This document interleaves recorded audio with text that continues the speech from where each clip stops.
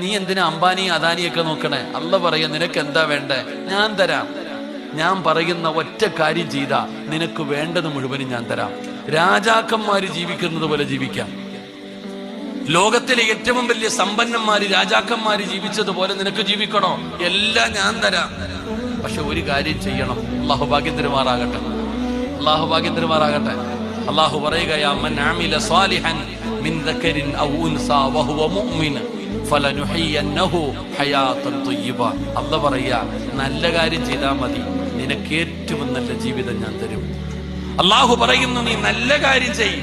നിന്നെ കൊണ്ട് എന്തൊക്കെ നല്ല കാര്യം ചെയ്യാൻ പറ്റുമോ ആ നല്ല കാര്യങ്ങൾ മുഴുവനും നീ ചെയ്താ നിനക്ക് ഏറ്റവും നല്ല ജീവിതം.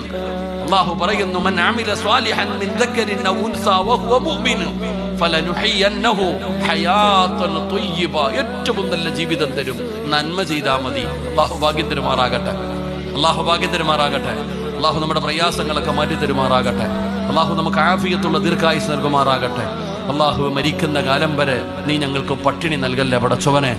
ഒരാളുടെ മുമ്പിലും കൈനീട്ടി യാചിക്കേണ്ട അവസ്ഥ നീ ഞങ്ങൾക്ക് വരുത്തല്ലതും.